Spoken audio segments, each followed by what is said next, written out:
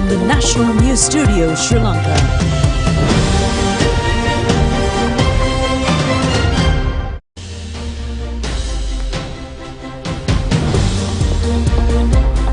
Hello there and a very good evening. This is the National News Broadcast coming to you live from the National News Studios. I'm Prashant De Silva. And I'm Kasini Balachandra. Here are your top stories for tonight.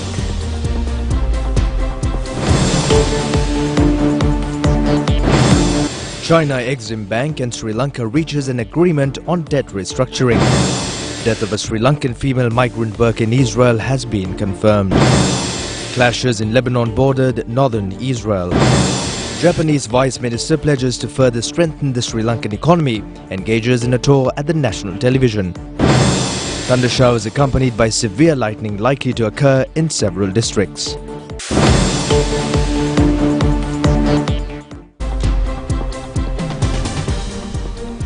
And we move on to those and other stories in detail. And in your top local story tonight, China says the Export-Import Bank of China has reached a debt restructuring agreement with Sri Lanka on China-related debts. This was revealed during the news conference of the Chinese Foreign Affairs Ministry held yesterday. Economists have pointed out that this move has raised prospects for Sri Lanka in making progress on the restructuring process. Chinese Foreign Ministry spokesman Wang Wenbin made clarifications regarding the debt restructuring of Sri Lanka's defaulted debt during a regular news conference in Beijing. He pointed out that the Exim Bank of China, the top Chinese leader to Sri Lanka, has reached a preliminary agreement with the country last month. Reports have indicated that this agreement includes a conciliatory process over the debt repayment. The total debt of Sri Lanka owed China's Exim Bank stands at $4.1 billion or 11% of the country's foreign currency debt. The death of a 49-year-old Sri Lankan female migrant worker in Israel who was killed by the Hamas militants has been confirmed. This was revealed by Ambassador of Sri Lanka to Israel, Nimal Bandara, in a statement to the national television. This is the fourth day after Saturday the Hamas group attacked to the Gaza border through the mainland of Israel. Now, according to our sources and information, the three Sri Lankan affected Sri Lankan one person is injured and other two people missing. According to the information which we received from the relatives, the house owners of those people, Ms. Anula Ratnayaka, 49 years old Sri Lankan lady, they mentioned that shot by the military group, and still we are trying to find her body. We already requested the detail from the Israel Red Cross Society as well as the Ministry of Foreign Affairs. Now we are trying to find those the bodies, and they will give the chance to Sri Lankan embassy officials to identify the body if there is a body available among the collected body in the area. Hospitals overwhelmed as the Israeli army continues bombardment of the Gaza Strip 4 days after Hamas sent rockets and fighters into Israel in an unprecedented attack.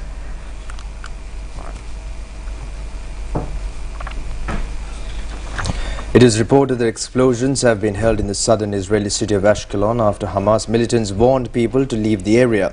The military says that air raid sirens have sounded across Israel, which more than 4,500 rockets have been fired since Saturday. Israel says it's continuing to bomb the Gaza Strip after hitting 200 targets overnight. It is reported that Hamas says it won't negotiate on the hostages it has taken from Israel until the end of the battle. Earlier, Israel said the border with Gaza was secure, 3 days after the Hamas attack that has killed 1,000 people on the Israeli side. Meanwhile, more than 750 people have been killed by the strikes on the Palestinian side, according to the Hamas-run health ministry in Gaza.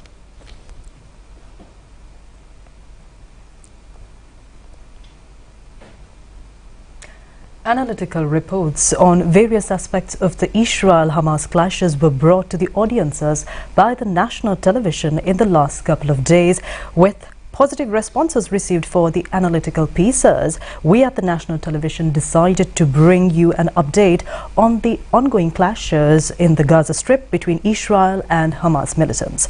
To bring you this update, we have international affairs analyst Prasad Kaushalya with us in the studio. Over to you, Prasad. Yes, Kasuni, thank you. Now, you just asked me about the situation. Situation is tense and volatile. We just heard the tragic demise of Sri Lankan migrant worker. At the same time, we heard about the clashes in southern Israel, just close to the border of Gaza Strip. The town named Ashkelon was under attack by Hamas. Loud explosions were heard, and Hamas issued a warning to the citizens of that Ashkelon town to leave the area immediately.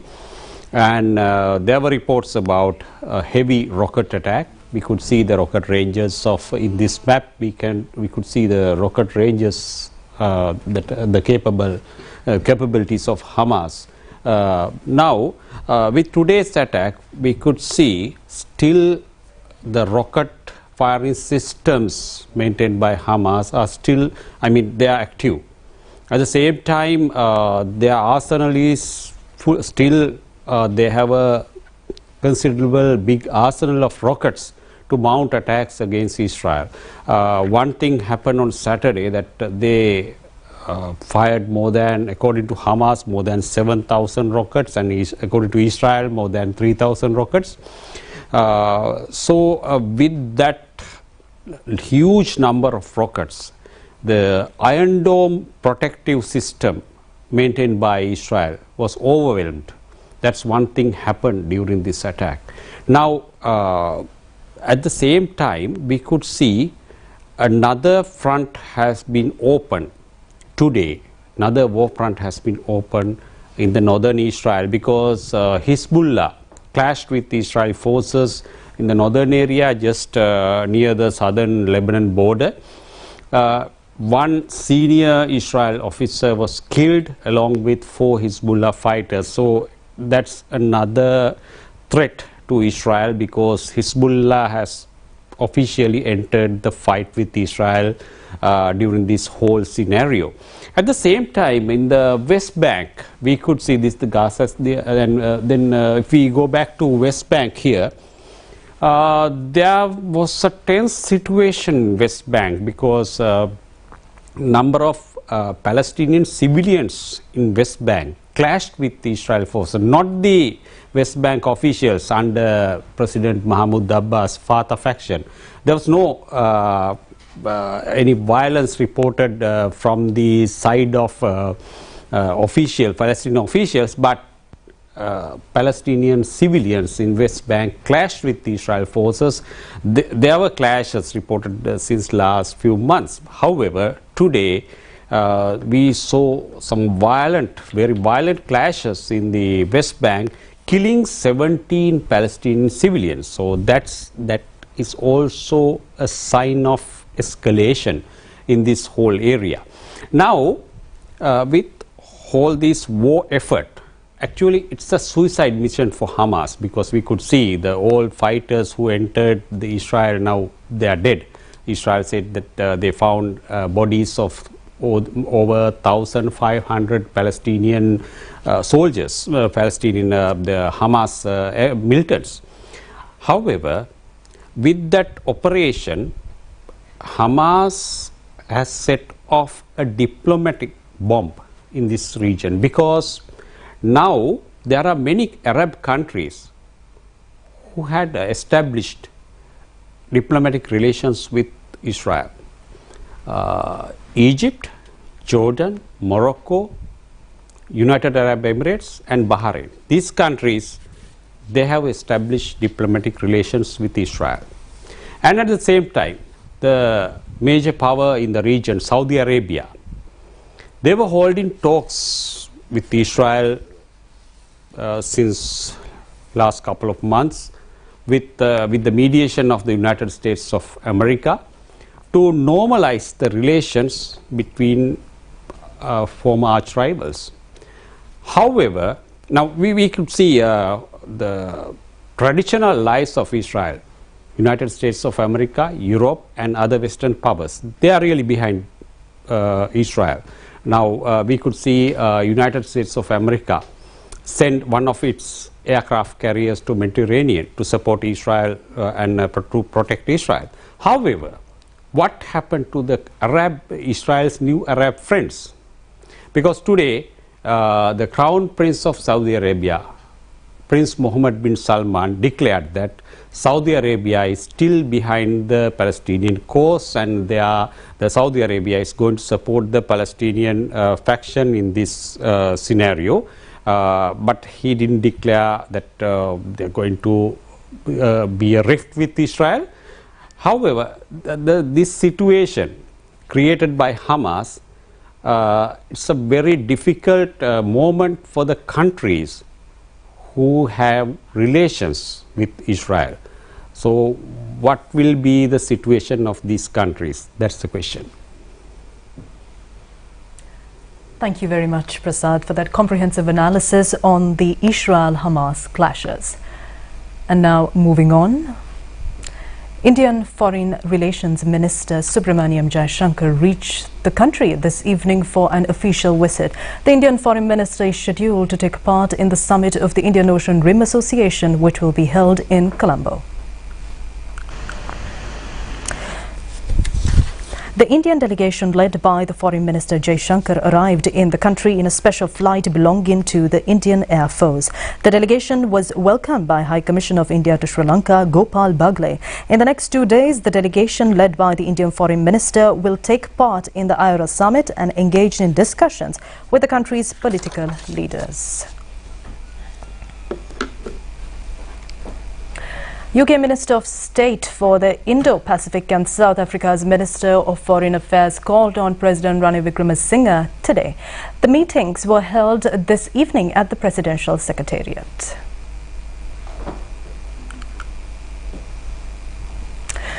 UK Minister of State for the Indo-Pacific Anne-Marie Trevelyan paid a courtesy call on President Ranil Wickremesinghe.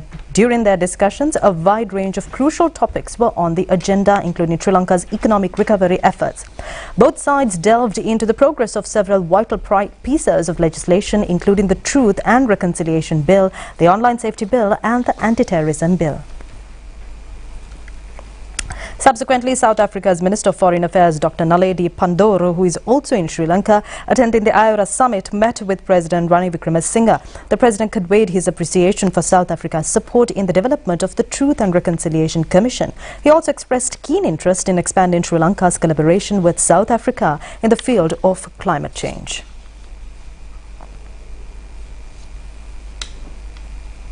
The inaugural session of the Ratnapura Sivali Central College Student Parliament took place today at the Presidential Secretariat, presided over by President Ranil Wickremesinghe.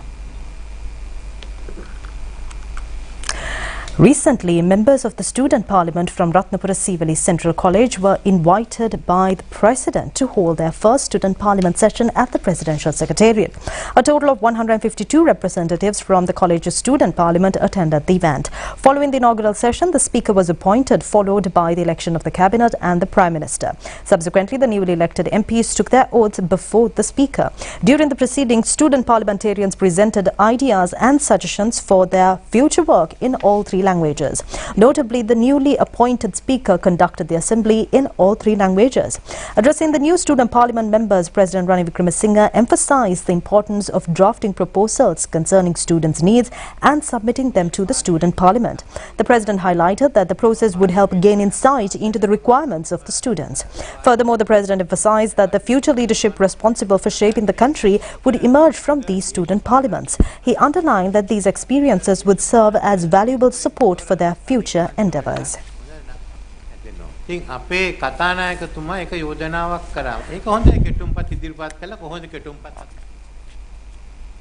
In addition, Speaker Mahinda Abeyewardene expressed the President's aspiration to foster unity among student parliaments across all schools and establish a Student Parliament Forum. Secretary General of the Parliament, Kushani Rohanadira, provided the students with insights into the role of the Sri Lankan Parliament. The event was attended by President Secretary Samaneka Nayaka, Principal of Ratnapura Sivali Central College, Neil Batukaravatta, and a group of teachers. Celebrating the 60th anniversary of the National Lotteries Board, a special event took place today at the Presidential Secretariat, presided over by President Ranil Wickremesinghe. During this occasion, the NLB introduced two new lottery tickets to the market, namely Mega Millions and Mega 60. Additionally, cheques were awarded to the recipients of the super prizes. The chairman of the NLB was present on this occasion. Officials of the Indian Ocean Rim Association's member states gathered in Colombo for the 25th meeting of the IORA Committee of Senior Officials. The two-day meeting, chaired by Foreign Secretary Aruni Vijayawardena, was concluded today. Senior-level participants from the 23 IORA members attended the meeting. An interactive dialogue between senior officials of the member states was held together with the dialogue partners, including China, Saudi Arabia, United Kingdom and United States of America on the second day of the meeting to review the future plans with IORA. Foreign Secretary Aruni Vijayawardena appreciated the commitment of all member states to make IORA a vibrant organization and efforts made by them for strengthening the IORA as a platform to address issues of common importance. She reiterated Sri Lanka's commitment to continue to work closely with all member states and other partners, including the dialogue partners, for achieving the objectives of IORA. The senior officials made recommendations including regarding the adoption of the Colombo Communique, which is the outcome document to the 23rd Council of Ministers of IORA, which will meet tomorrow in Colombo.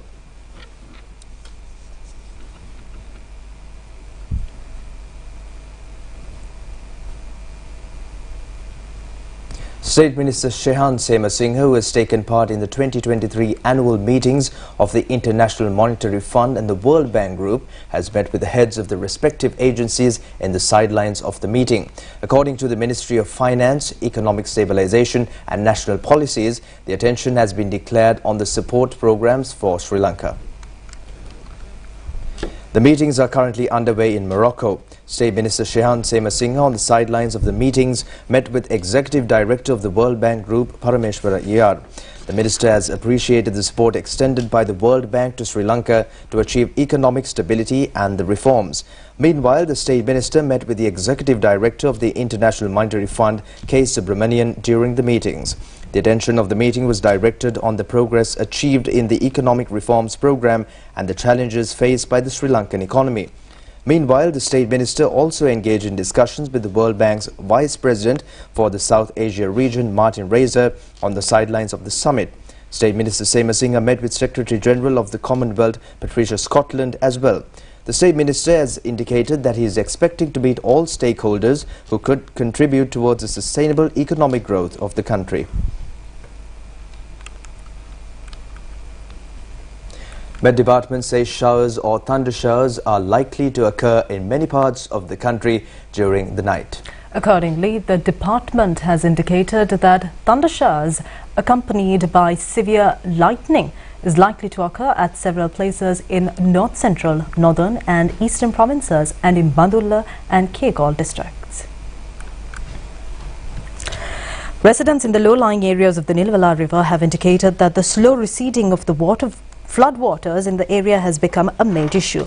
Accordingly, the residents have said that certain areas have remained inundated for more than 13 days, causing severe concerns. A minor flood situation can still be observed in a number of areas, including Narangala, Vallethota, Attudava, Bandaravatta, Kadduwa, Karagoda, Uyangoda and Vitiala. Meanwhile, Matra District Disaster Management Committee convened this morning. During the meeting, a decision was reached to vest the power to conduct schools in the flood-affected areas with the regional educational directors. Instructions have been directed to resume schools, which can be open tomorrow.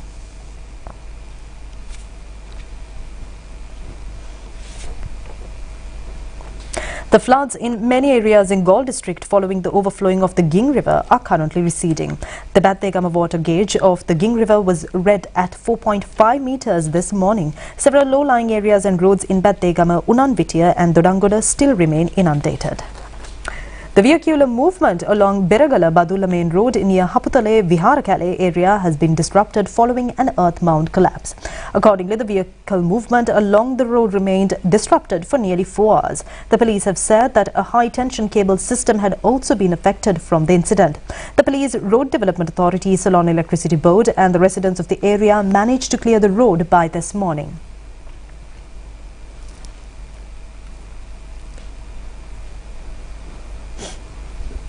with the possibility to open the sluice gates of the Polgolla Mahaweli River due to the prevailing inclement weather condition. Sri Lanka Mahaweli Authority has informed residents living in the respective low-lying areas to be cautious over sudden flood situations.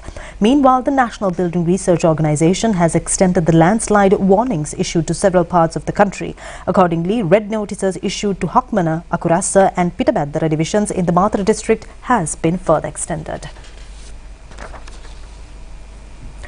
Remains of the late veteran artist Jackson Anthony are kept at a private funeral parlour in Borella at present.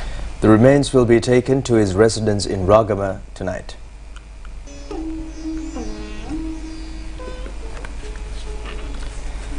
Many artists, politicians, academics, professionals and fans paid their last respects to the remains of late Jackson Anthony throughout the day. The remains are expected to be taken to his residence in Wanigasuriya Watha area in Mehindu Mawatha, Ragama Road, Kadawatha today.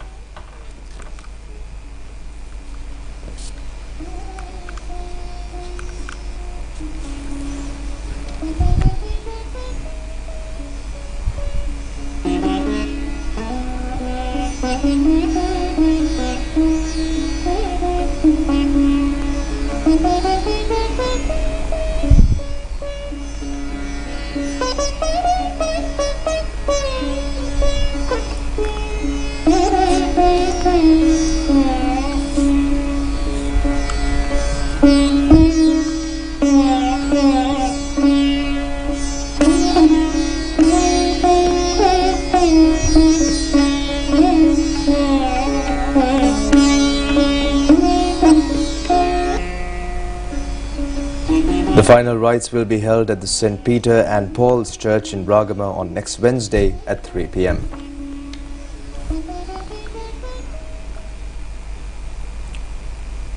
Japanese Vice Minister of Foreign Affairs Komura Masahiro said his country would continue to support Sri Lanka's economic recovery process. He then congratulated the government for stabilizing the economy during a short span of time and for making further progress. The Japanese Vice Minister made these remarks during his discussion with Prime Minister Dinesh Gunawardena at the Temple Trees this morning. He assured full support to Sri Lanka at the Indian Ocean Rim Association during the 2-year tenure as chairman. The Prime Minister, referring to the fact that Sri Lanka is situated at strategic junctures along the sea lines of the Indian Ocean and an important partner in realizing a free and open Indo-Pacific policy, emphasized the importance of close cooperation between the two countries with common principles. The Prime Minister thanked the Japanese minister for the support extended to Sri Lanka for the debt restructuring process.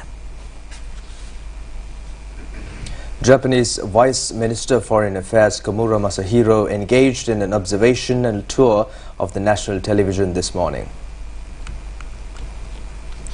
The delegation, led by the Japanese Vice Foreign Affairs Minister, was welcomed by Chairman Dr. Prasad Samarasinghe and the senior management of the corporation. Subsequently, Deputy Director General Engineering of the corporation, Kapila Dasanayake, presented the media functionalities of the national television. The Japanese delegation then commended the progress achieved by national television, which was gifted by the Japanese government to Sri Lanka. The Japanese delegation observed the studio complex as well as a new studio during the visit. Subsequently, the senior management of the corporation exchanged views and opinions with the Japanese delegation.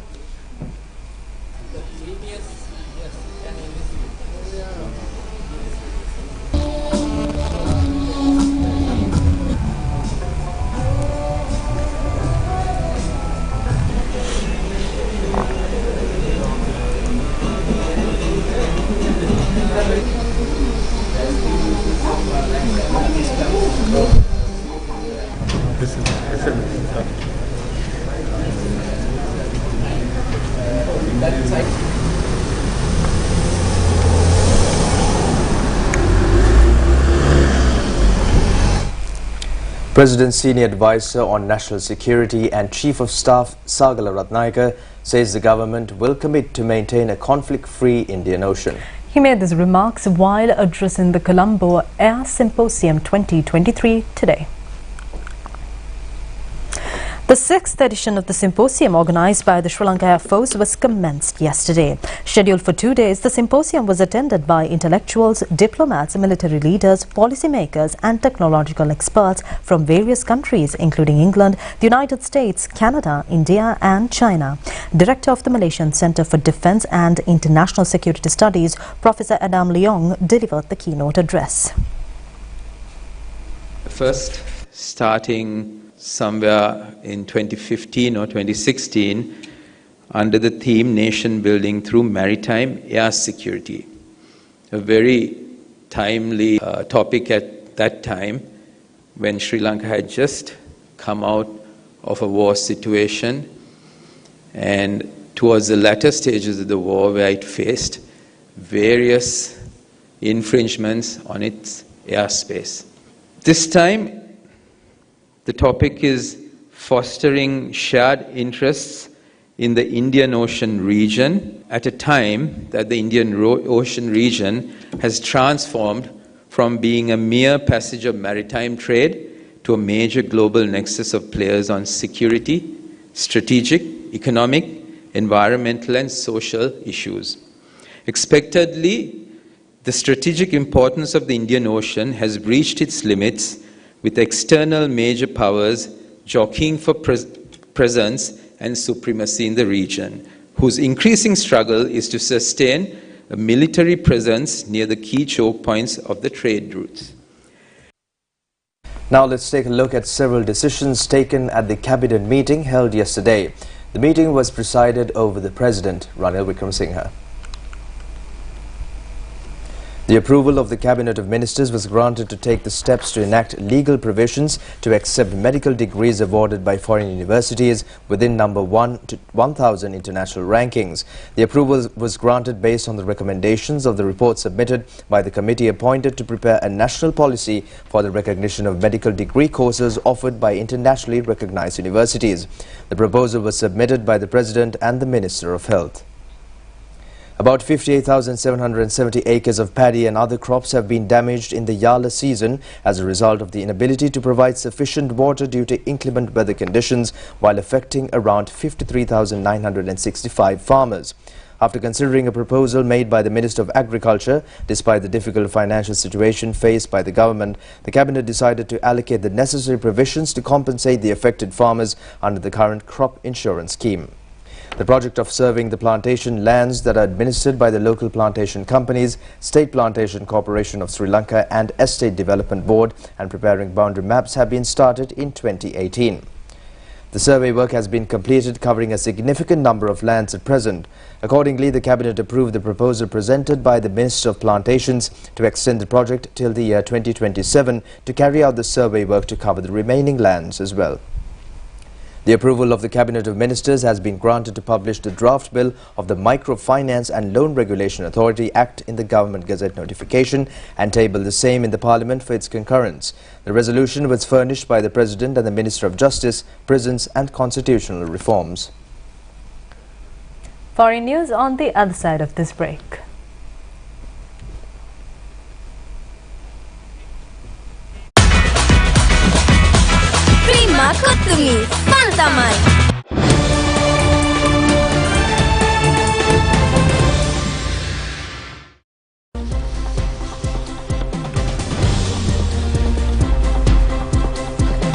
Welcome back, and taking a look at your foreign news tonight. The emergency services in Cameroon says that at least 30 people have been killed in landslides caused by heavy rains in Cameroon's capital, Yaoundé. Rescue efforts were hampered by floods, forcing locals to pull bodies out of the debris with their bare hands. Heavy rainfall caused the Mefu River to burst its banks, submerging several neighborhoods. The impoverished neighborhood of Bankolo, where many houses were built precariously on a hillside, was worst affected. Cameroon authorities say that 30 people have been killed so far, and the death toll is expected to rise further.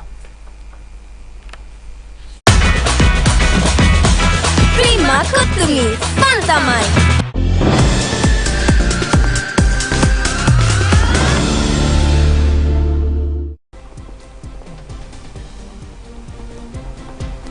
The match between Sri Lanka and Pakistan in the ICC Men's Cricket World Cup is currently underway in Hyderabad. Batting first, Sri Lanka managed to put up a total of 344 runs for the loss of 9 wickets.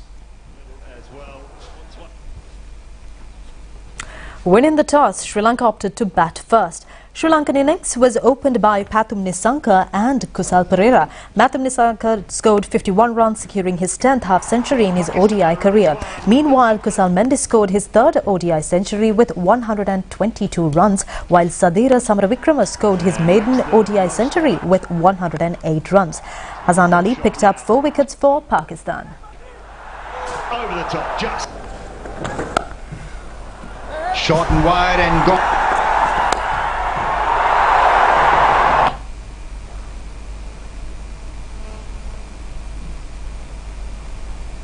Made life easier for Mendes.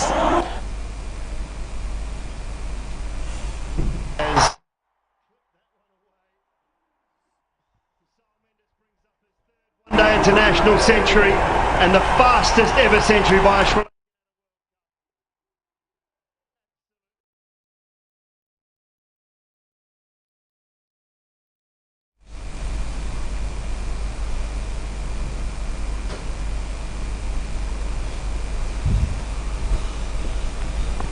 Pakistan in response managed to lose the first 2 wickets of their batting lineup swiftly. However, Abdullah Shafiq and Mohammad Rizwan rebuilt the innings, leading Pakistan into a better position in the game with a mammoth partnership for the 3rd wicket. Shafiq scored 113 runs before losing his wicket. Rizwan is 17 not out. At the end of the 34th over, Pakistan has put up a score of 225 runs for the loss of 3 wickets. Conceded by Pakistan, a very good. Prima Kutumi, Pantamai. And that concludes your news for tonight. Do join us tomorrow as well for the very latest, together with Kasani and Prashant. Good night. Good night.